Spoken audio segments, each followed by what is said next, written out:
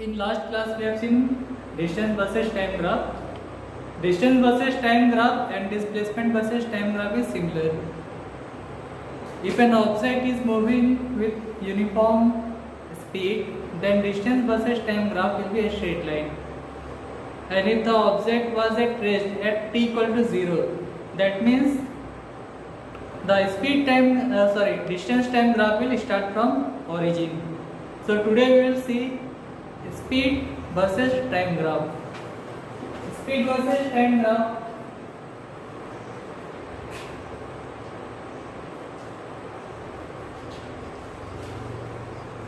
In speed versus time graph, in y-axis we will take speed and in x-axis we will take time.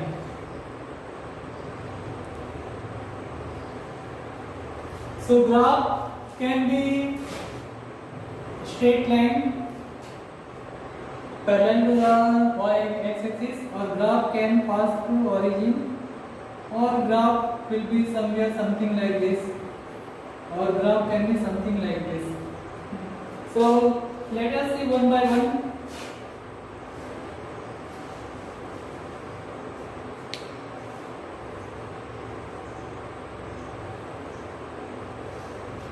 So when speed versus time graph is a straight line and parallel to the time graph, what does it represent?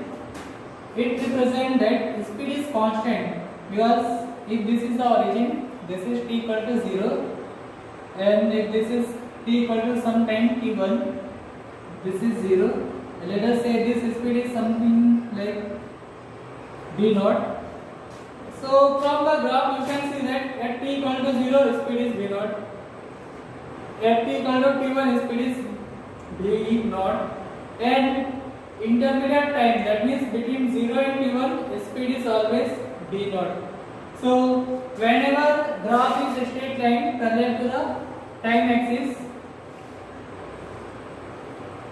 if this is speed, whenever graph is a straight line parallel to the time axis, that means speed is constant. It represents speed is constant.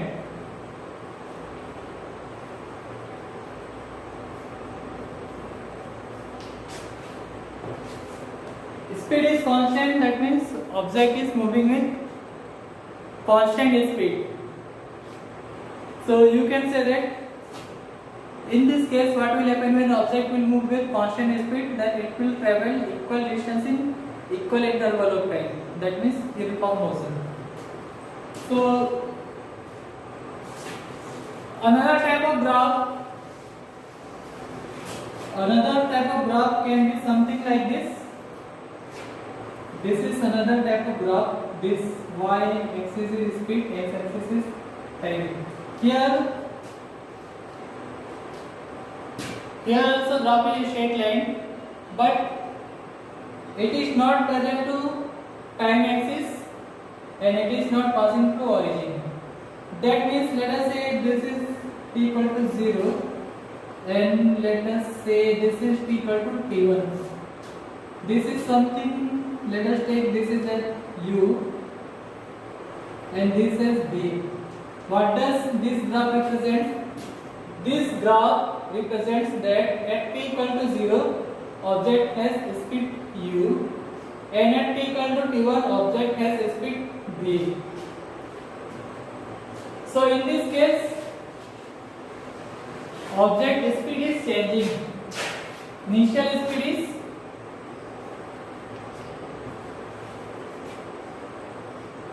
Initial speed is u, and this is at t equal to 0, and final speed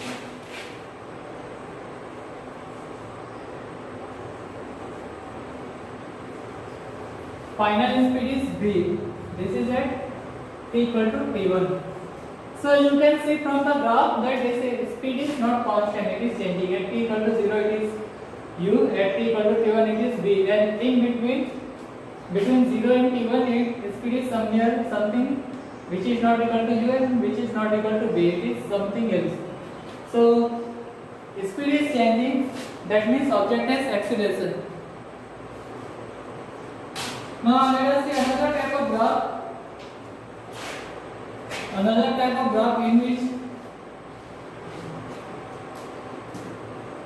speed versus time graph is passing through origin. Now let us say this is some value, take a v, and this is a time t1. What does this graph represent? This graph represents that at t equal to 0, object was not moving. From the graph you can clearly see that at t equal to 0, speed is also 0. What does it mean? At t equal to 0, speed is also 0. It means initially your object was raised. It means initially object was at rest, or is it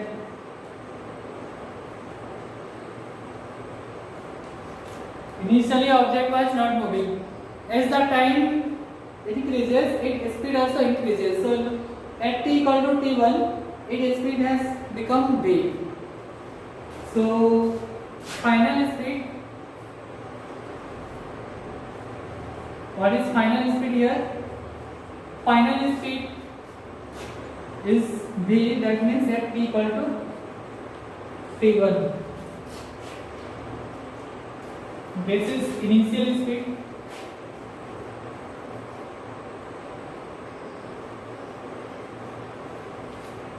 What does it mean? This time also object has acceleration, but starting with u equal to 0, initial speed equal to 0. Now next type of graph,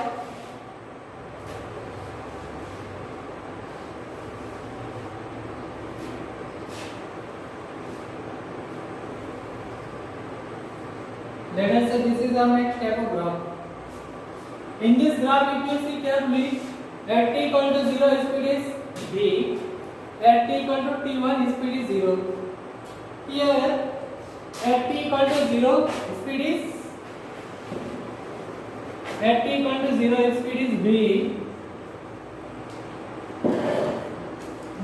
That means initially object has some speed, and final speed is 0 here.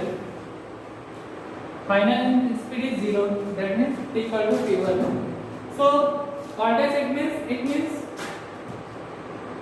object has retardation. That means it has negative acceleration, because at t equal to 0, it has some speed which is equal to v. At t equal to t1, it has 0 speed. That means object has come to the rest. So that means object has negative acceleration. In another word, object has retardation.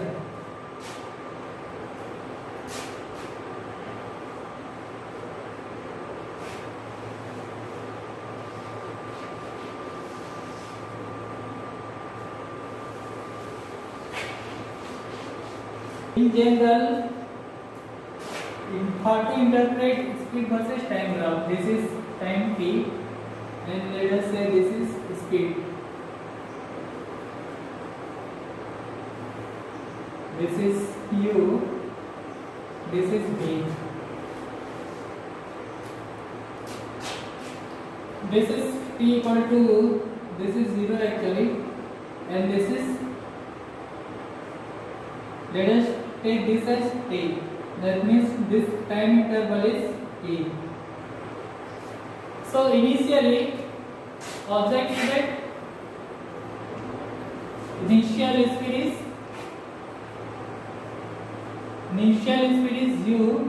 That means at t equal to 0, and final speed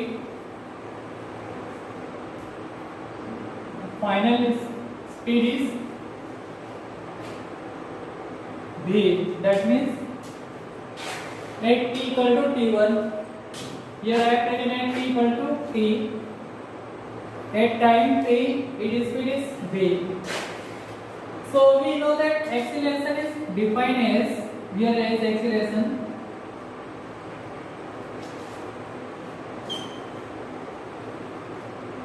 Acceleration is defined as change in velocity by time. change in velocity or change in speed by time. So in time interval t, its speed has changed from u to v. So what is change in speed? Change in speed is v minus u by t, and this is equal to a. So we can write v equal to u plus at. This is our first equation of motion. v equal to u plus at is our first equation of motion.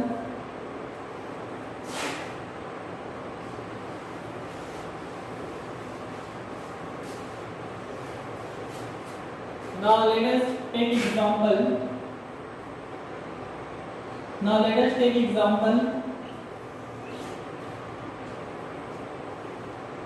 If this is v, this is t, and this is, let's say, 4 meter per second, and let us say this is 10 meter per second. This is 0, this is 1, this is 2, this is 3, 4, and so on. So this is the graph is given at t equal to 0, its speed is 4 meter per second. At t equal to 2 second, its speed is 10 meter per second. So we can find acceleration. As v minus u by t. Here v is 10 meter per second. U is here 4 meter per second, and time is 2. That means 6 by 2, which is equal to 3 meter per second.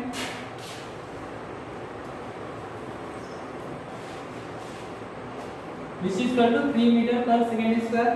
So this is our acceleration from the graph.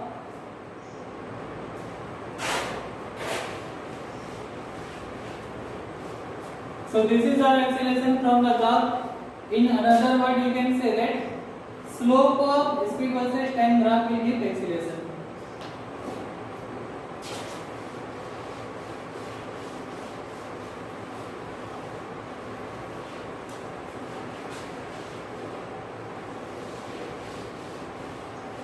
Now let us see how to find distance when speed versus time graph is given.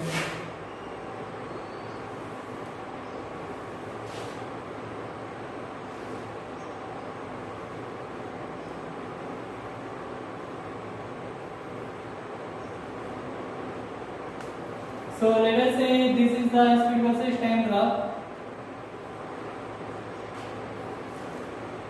This is the speed versus time graph at the interval of t. So how to find distance?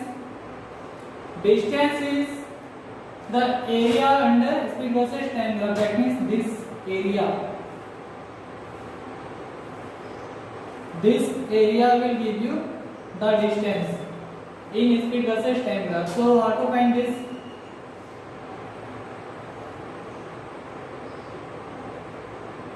Now this is in the form of trapezium. Let us put it here: A, B, C, and D. ABCD is a trapezium. Distance or S is area of trapezium. So area of trapezium. What is the area of trapezium of ABCD? ABDC.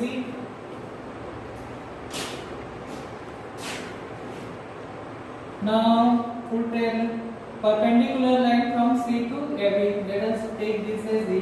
That means it will be equal to area of triangle ACE plus area of rectangle BECD.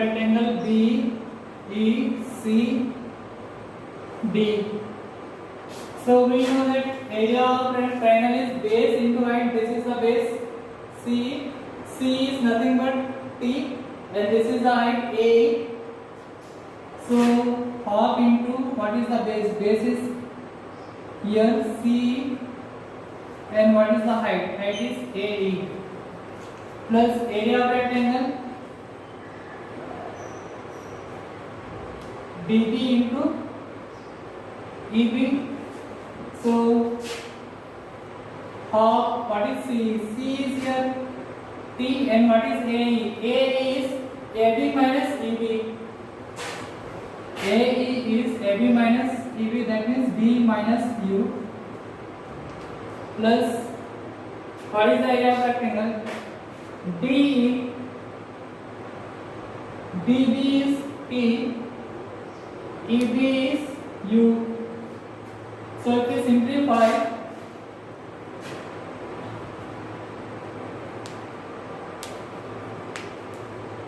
dt by 2 minus ut by 2 plus ut, which is equal to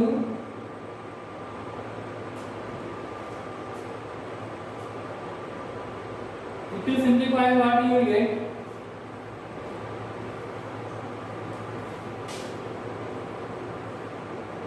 ut by 2 plus dt by 2. So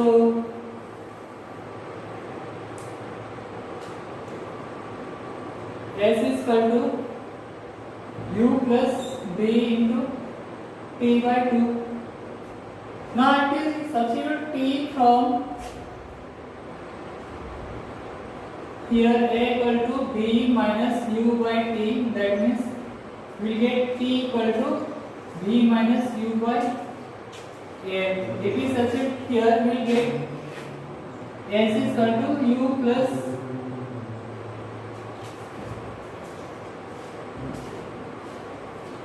s is equal to u plus b by 2, and what is t is b minus u by a. If we simplify, we will get b square minus u square by 2a.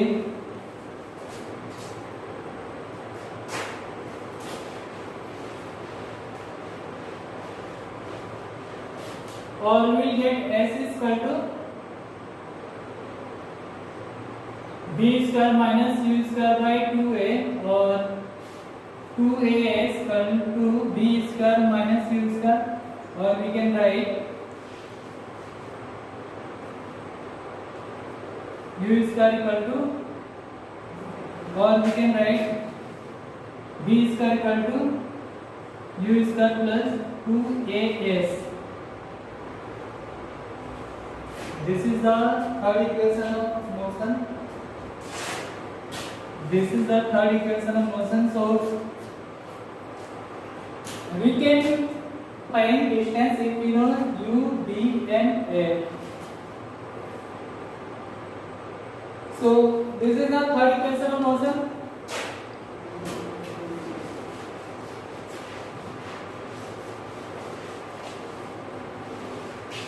So coming to here, s equal to u plus b by 2 into t. If we put b in terms of what is b? B is equal to u plus at. If we put this value here, what you will get? S equal to u plus at into t by 2. Upon simplifying, we will get 2ut plus at square by 2, and if you can further simplify this, we will get ut plus half at square. Ut plus half at square. So this is our second equation of motion. S equal to ut plus half at square. This is our second equation of motion. So we have seen first equation of motion, second and third. This is our second. Let me write it all the equations. One is b equal to u plus at. Second is A equal to ut plus half at square. Third is b square equal to u square plus 2as. This is 1, this is 2 and this is 3. So we have P relation of b, u, a, t and s. So in this case 1, 2, 3, 4, 4 unknown are present. B, U, A and T 4 unknown are present. Whenever any 3 is given, then we can use this equation to find fourth one. That means out of U, B, A and T 3 unknown is given or 3 is given and 1 is unknown, then we can use this one. In second equation S, U, T and A. S, U, T and A 4 unknown is present or 4 variable is present. Out of this 4 if 3 is given, then we can use this one. In third case A, S, U, B 4 variable is given. If we know 3, then we can find out fourth one by using equation 3. So we will see example in next class.